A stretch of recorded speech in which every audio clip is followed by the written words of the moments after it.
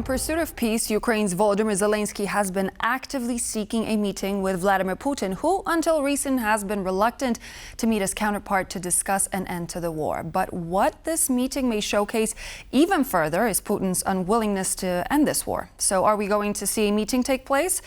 And if it happens, who will be in charge of peacekeeping? Elisabeth Braw, senior fellow at the Atlantic Council, joins me again to discuss more. Good evening and thank you for joining. Good evening. So today, Kyiv Independent wrote, Zelenskyy wants a meeting, Putin wants to win. What are the chances that Zelenskyy-Putin meeting will actually materialize when motivations of both of these men are so drastically different?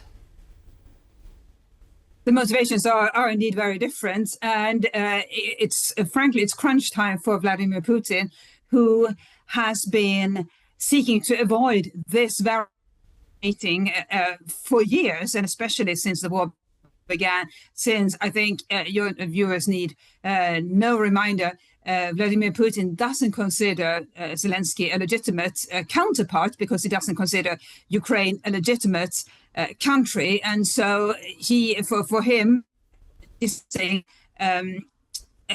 with Zelenskyy as his counterpart is unthinkable. But now that seems to be the only choice he has, or he has to admit to President Trump and the whole world that he is not serious about peace. According to Bloomberg, we heard that Donald Trump held a phone conversation with Hungary's Prime Minister Viktor Orban. Do you think that President Trump will be able to utilize the sway that he has over Orban to do away with his opposition towards Ukraine's EU accession? This is actually quite a clever seems to be if Budapest is indeed in play as the city that would host these talks, because frankly Viktor Orban has felt left out recently in transatlantic relations. We should remember that he is somebody who has supported Donald Trump for years against the opposition of many other European leaders. When they criticized Trump, he was steadfast in his support for Trump, and now Trump seems to essentially have sided more with senior European leaders recently. So be a way to give Viktor Orban a platform, give him an important role, and hosting peace talks is indeed an important role. And so it could be a win-win. Let's see if it is the plan that is under consideration. All we have so far are suggestions in the media. Let's see. But it would be a clever plan, I think, and a win for several reasons. We've also heard from Russian Foreign Minister Sergei Lavrov, who said, quote, seriously discussing security issues without Russia is a road to nowhere, claiming that Russia has to be present during the talks about the security guarantees for Ukraine. What do you think is the chance of that happening? And wouldn't this be allowing Russia to be putting the ball in its own court? What's your opinion on this? It is a bit of a baffling suggestion, frankly, that Russia, the invader, the aggressor, should be part of talks about security guarantees for Ukraine, considering that security guarantees are needed precisely because Russia has attacked Ukraine. So I think it's a delaying tactic, it's a stalling tactic. It's yet another hurdle that the other side then has to deal with, come up with an answer to, coordinate within that group. So European leaders, Donald Trump, Vladimir Zelenskyy, of course, they have to come up with some sort of joint response to that. Hopefully a joint response, or otherwise several different responses, but nevertheless, they have to take a position on it. So I think it's the beginning of a stalling game from Vladimir Putin, where he will say, well, we want this, we want that, in terms of technicalities for the negotiations. He wouldn't say, well, I am not going to negotiate. That would tell the whole world that Russia is not interested in peace. But he can put up these protocol hurdles, and he will continue to do that. We've heard President Trump personally tell Zelenskyy and European leaders during the Monday meeting that Ukraine is going to have the Article 5-like NATO protections. He skipped on providing clear description to what would this actually mean. So what do you think is Washington's solution, and how do you think the EU is actually going to adjust to that? So what we've heard so far is that Trump has suggested that there will be no US ground troops, but there could be US air support. And that leaves the question, who would provide the ground troops? The UK has demonstrated or signaled willingness. France has demonstrated willingness or signaled willingness. There is some talk in Germany about whether that might be possible. But if the US is not going to do it and only provide air support, then the European countries, whoever they are, in the coalition of the willing and possibly other countries, they have to obviously do much more. But there is good news, which is that Europe's two leading military powers at the moment, France and the UK, have signaled willingness. That makes it much easier for other countries to join in that effort. But now, as we're focusing on Europe, does Europe have the real tangible, and I mean tangible being the key word here, solution to for security guarantees for Ukraine? Well, we don't know yet what those security guarantees will entail, what it is that Ukraine will ask for.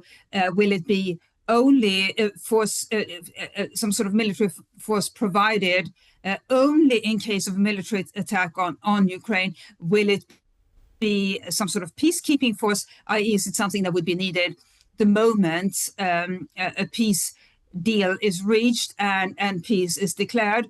Or would this force be something, sort of a deployable force that would be on standby as a deterrent and be deployed in case of a Russian attack on Ukraine? We don't know yet what it is Ukraine wants or would prefer, and we also don't know what it is that these different countries would be willing to provide.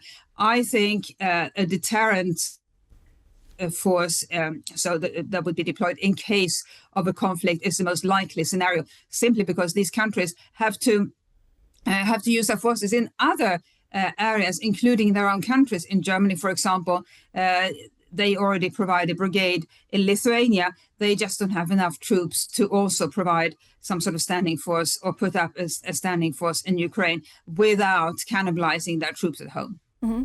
So you think that a potential option of the coalition of the willing sending any troops to Ukraine is not in the cards?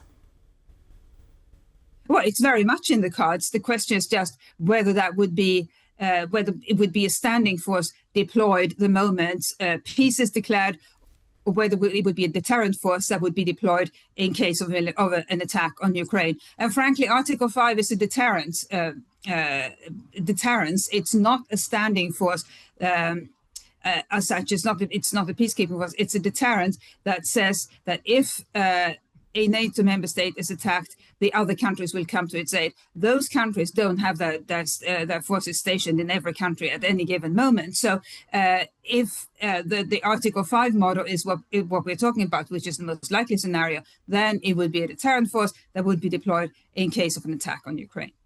Following the latest developments in Poland, with a Shahed drone crossing into the Polish territory and exploding, is Russia testing NATO and EU's eastern border? What's your opinion?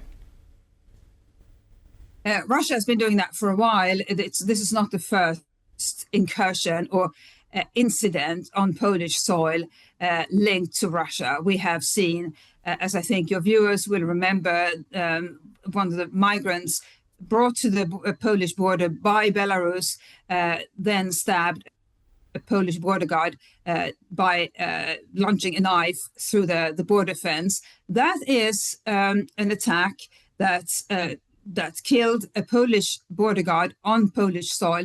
It could be considered an attack, or it is clearly an attack causing harm on NATO territory. We have also seen, of course, the rest of the weaponization of migration instigated by Belarus, but coordinated with Russia. We have also seen arson attacks on various Polish installations, as your viewers are well aware, also those as well instigated by Russia. So these non-military attacks take place regularly, and the question is, what do we do about them? If it's not a military attack, and these are not military attacks, then what do we do? And this is the dilemma, frankly, of every country, every Western country today, that countries like Russia can use non-military means to attack, and NATO is not responsible for such defense against such. We will have to put a full stop there. Thank you so much. Elizabeth Braw, Senior Fellow at the Atlantic Council, was my guest.